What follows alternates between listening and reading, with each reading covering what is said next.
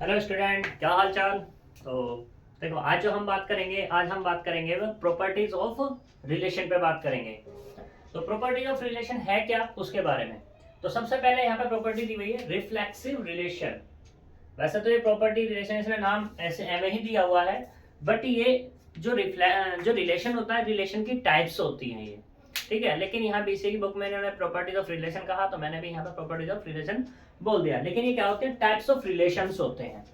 जो मैंने तुम्हें एक फॉर्मूला लिखा था, टोटल नंबर ऑफ रिलेशंस, ठीक है, वो है ये। उनमें से एक दिया हुआ है रिफ्लेक्सिव रिलेशन। रिफ्लेक्सिव रिलेशन होता क्या, उसके बारे में जानते हैं। एक हमारे पास कोई भी रिलेशन है और एक हमारे पास सेट है आर। सॉरी, एक हमारे पास रिलेशन है आर और एक हमारे पास सेट है एक ए। मान लो कुछ इस तरीके से, मान लो तुमने ये लिया ए, ये वाला ले लिया है कि 1 2 और 3, ये सेट तुमने लिया है। तो इससे तुमने एक रिलेशन तैयार किया आर।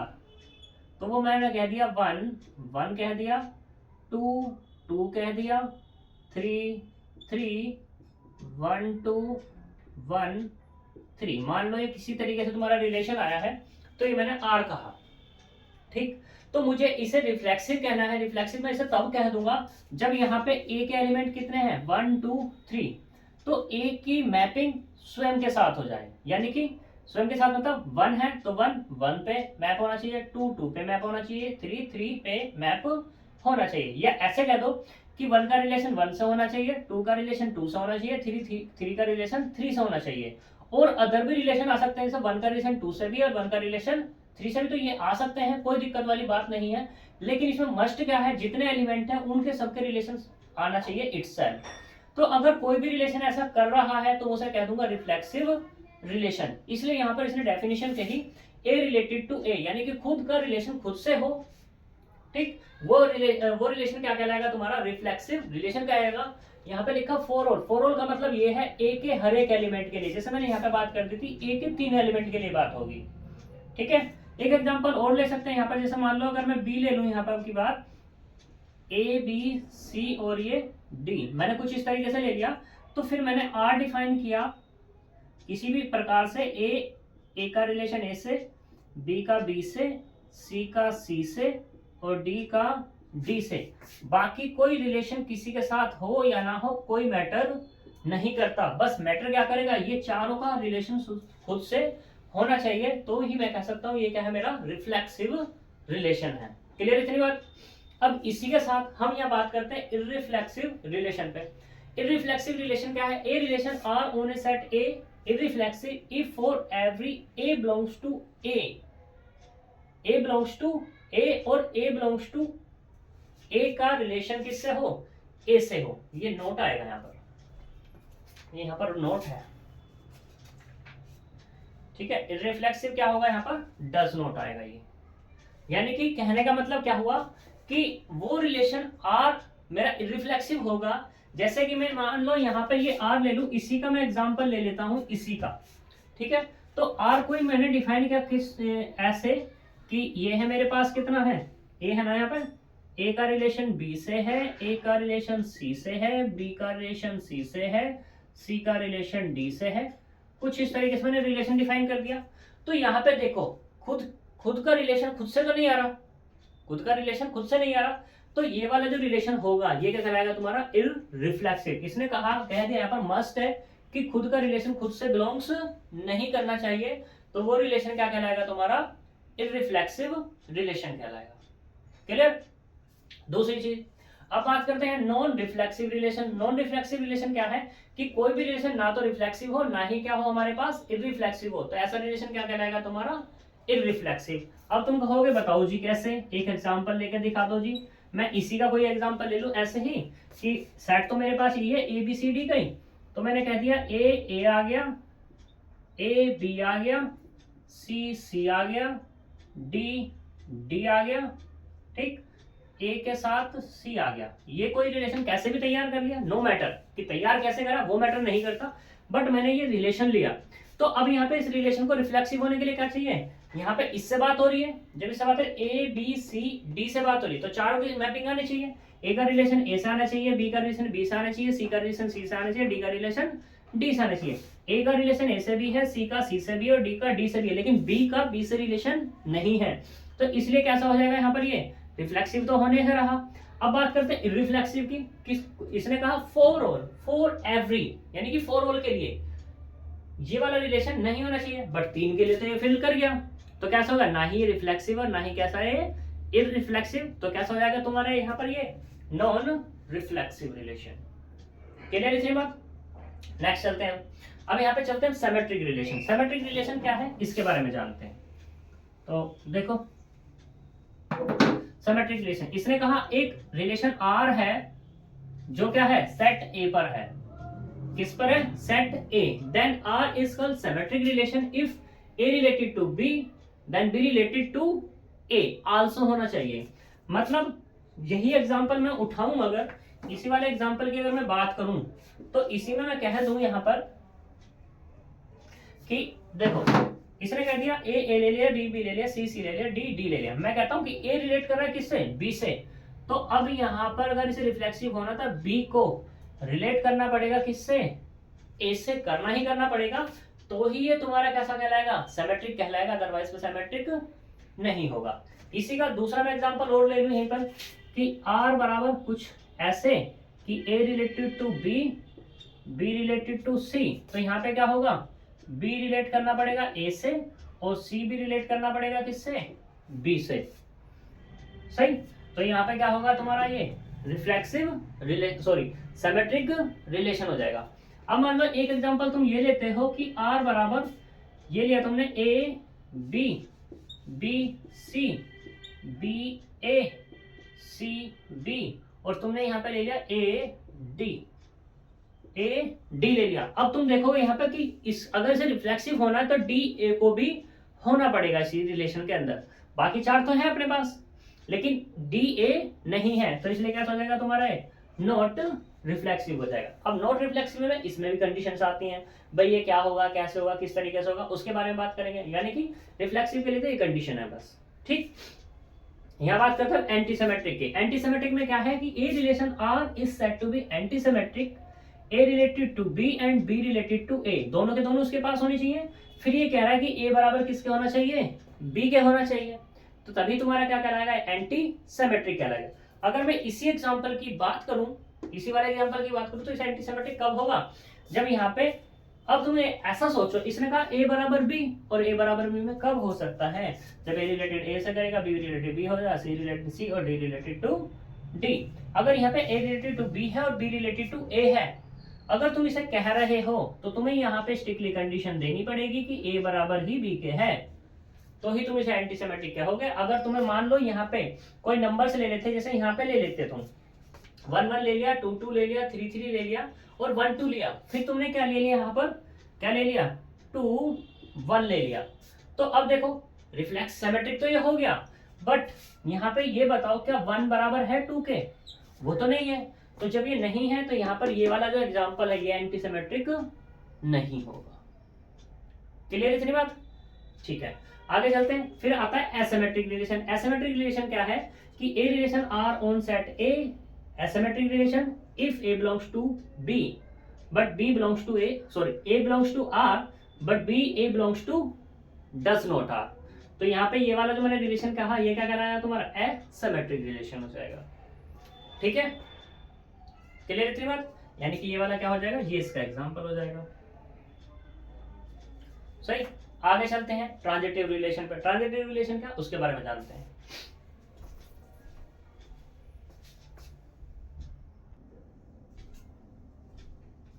तो देखो अब बात करते हैं ट्रांजिटिव रिलेशन पे। ट्रांजिटिव रिलेशन क्या है तुम्हारा कि कोई भी रिलेशन है आर, उसको मुझे ट्रांजिटिव कहना है और सेट तो तुम्हारा वही रहना ए।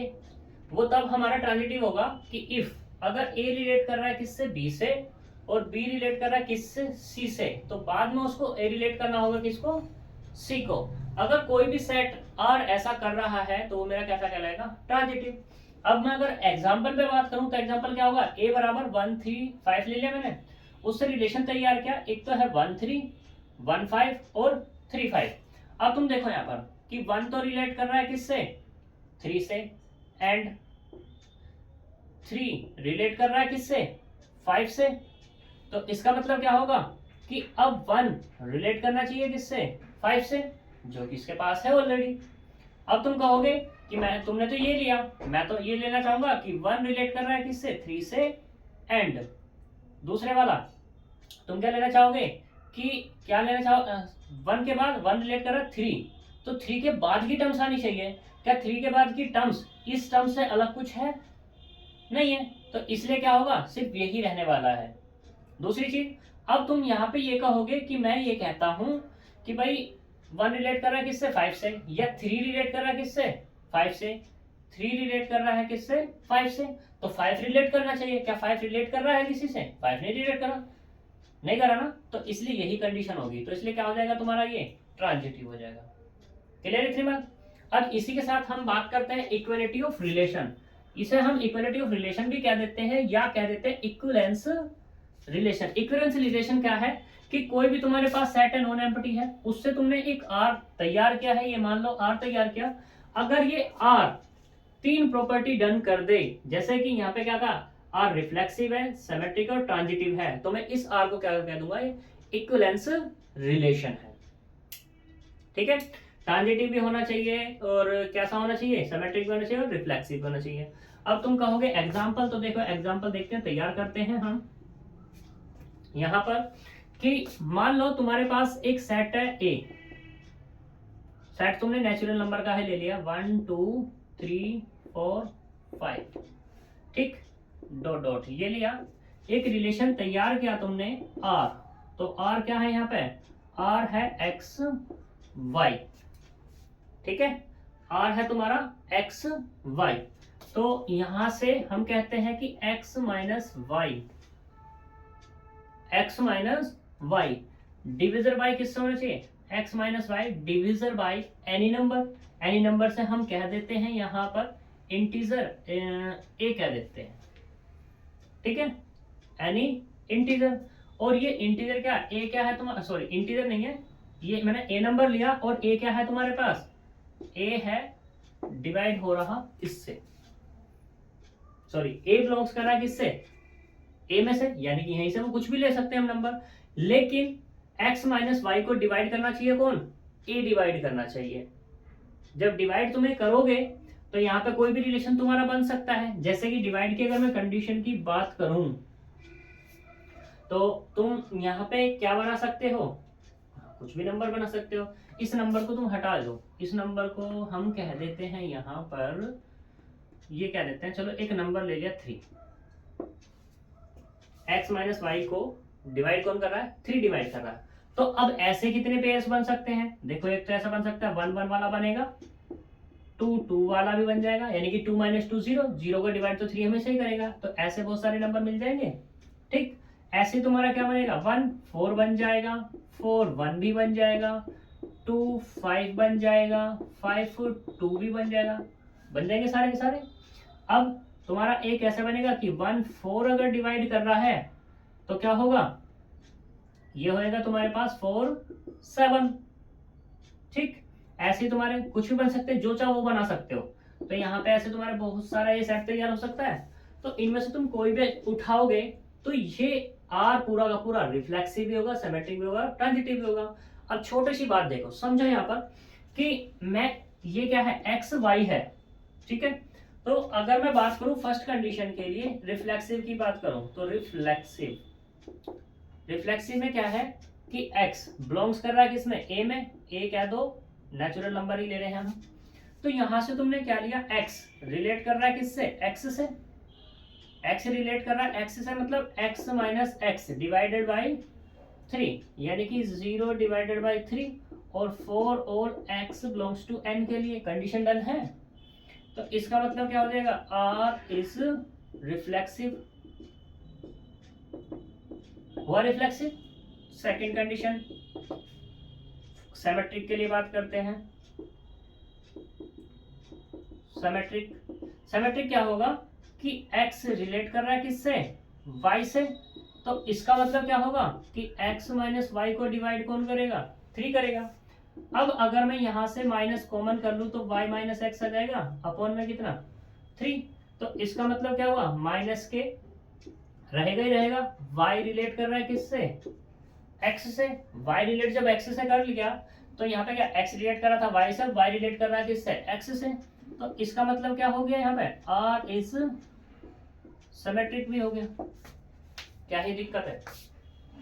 ठीक है, ऐसी बात कर लेंगे किसकी, ट्रांजिटिव की बात कर सकते हैं यहां पर हम।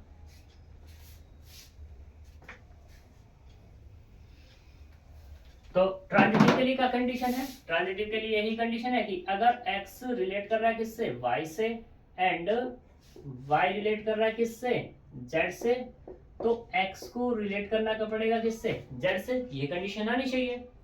तो अब यहाँ पे देखो, जब भाई x रिलेट कर रहा है y से, तो इसका मतलब क्या है, x माइनस वाई को डिवाइड कौन कर रहा है, 3 डिवाइड कर रहा है।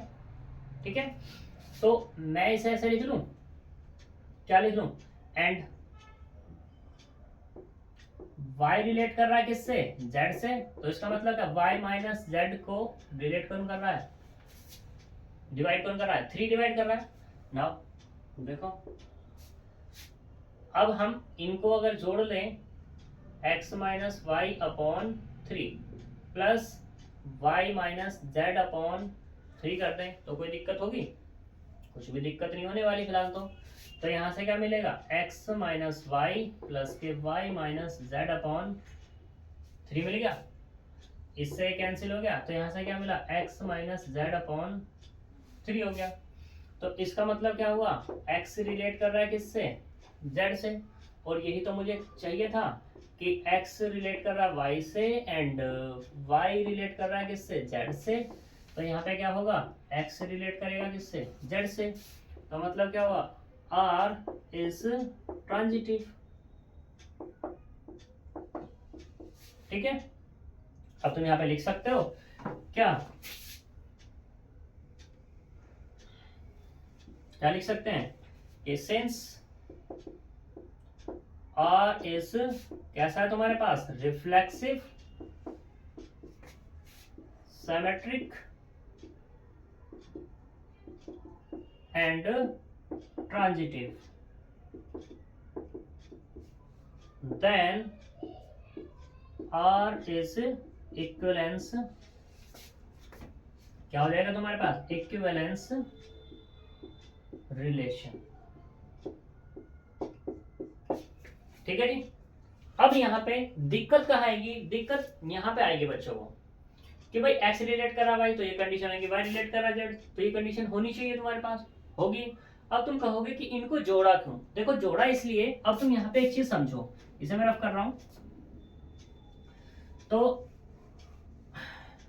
भाई एक बात बताओ मुझे, यहाँ पे मैंने लिखा कि 1 रिलेट करा 4 को, एंड यहाँ पे मैंने कह दिया कि 4 रिलेट कर रहा है किसको, 7 को, 4 रिलेट कर रहा है किसको, 7 को। तो कंडीशन आनी चाहिए कि 1 रिलेट करेगा किसको, 7 को, ये कंडीशन आनी चाहिए। तो यहाँ पे देखो, इसका मतलब क्या होगा कि 1 माइनस 4 अपॉन 3 बराबर कितना, -1 हो गया। इसका मतलब क्या हो गया, 4 minus 7 upon 3, 4 minus 7 upon minus के 3। कोई दिक्कत, कोई भी दिक्कत नहीं है। अब ये वैल्यू आई हमारी, क्या आ गई तुम्हारे पास, ये वैल्यू निकल के आ गई। तो हम चलते हैं यहाँ पे, हमने बात की थी किसकी, प्लस की। प्लस पे जब हम बात करेंगे तो देखो यहाँ पर ये तो वैल्यू तुम्हारी निकल के आ गई, इसमें तो कोई दिक्कत वाली बात है नहीं। हम बात करते हैं इन दोनों वैल्यू पे बात करते हैं। तो यहाँ से क्या है, देखो 1 minus 4 upon 3 plus 4 minus 7 upon 3 की बात करते हैं। तो यहाँ से 1 माइनस 4 प्लस के 4 माइनस के 7 अपॉन 3, इससे ही कैंसिल हो गया। तो कितना मिला, 1 माइनस 7 अपॉन 3 बराबर माइनस के 2। क्या मिला हमें, माइनस के 2 मिला।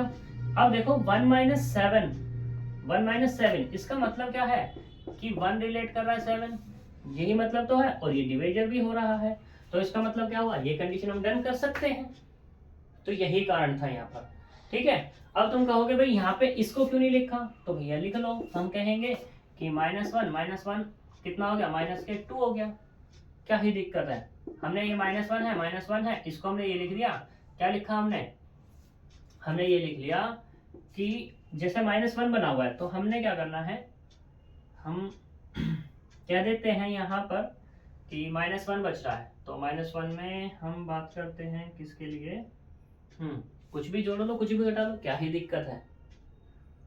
ठीक, तो जोड़े हम क्या, मैंने 4 जोड़ लिया और 4 ही क्या कर दिया इसमें से घटा दिया, कोई दिक्कत वाली बात तो है नहीं। फिर ऐसे क्या कर लिया मैंने, 7 जोड़ लिया और 7 ही क्या कर दिया इसमें घटा दिया, अभी कोई दिक्कत वाली बात नहीं है। होनी भी नहीं चाहिए, बिल्कुल सही बात है। तो यहाँ पे क्या आएगा, एक मेरे पास ये वाला 7 है, ठीक है, और ये वाला है मेरे पास माइनस, तो हम इसमें से बात कर ले, ये कितना मिल जाएगा मेरे पास, ये कुछ वैल्यू देगा और ये कुछ वैल्यू देगा, सही। तो कुल मिला के जब इसको हम सिंप्लीफाई करेंगे तो यही चीज हमें मिल जाएगी 1 - 4, या हम इसको ऐसे कर सकते हैं, ये लिखा -1 लिखा ना, इस -1 को हम ऐसे लिख लें, ये वाली कंडीशन 1 - 4, और ऐसे ही इसको लिख लें हम, ये वाली कंडीशन ये, तो अब भी तो सेम ही लिख रहा है, लिखा तो अब भी -1 ही है। अगर मैं कंफ्यूजन इसमें हो रही हो तो मैं इसे रफ कर देता हूँ, ये वाला रफ कर दिया, ठीक है। तो ये -1 लिखा है यहाँ पर, लो इसे भी रफ कर देते हैं, चलो भाई, यहाँ पे लिखा -1 और ये वाला -1, तो मैं इसे ऐसे लिख लूं कि 1 - 4/3, अभी तो -1 है, ऐसे ही -1 उसको लिख लिया, तो 4 - के 7/3, तो अब भी तो वही चीज लिखी ये वाली, और ये इसका मतलब क्या है कि 1 रिलेट किससे करा, 4 से, और इसका मतलब क्या, 4 रिलेट कर रहा है किससे, 7 से, और मिल क्या रहा है मुझे कि 1 रिलेट कर रहा है किससे, 7 से, क्या ही दिक्कत है, ठीक है। तो ये तुम्हारा इक्विवेलेंस रिलेशन था, आज हम यहाँ तक ही करेंगे, कल जो हम बात करेंगे वो बात करेंगे कंपोजिट रिलेशन पे। कंपोजिट रिलेशन वैसा ही है तुम्हारा जैसा कंपोजिट सेट्स होते हैं तुम्हारे पास, कंपोजिट फंक्शंस होते हैं, उसी तरीके का है बिल्कुल। तो कल हम उस टॉपिक पे बात करेंगे, आज हम यहीं तक छोड़ते हैं, तुमसे अलविदा लेते हैं और मिलेंगे नेक्स्ट वीडियो में, तब तक के लिए बाय बाय।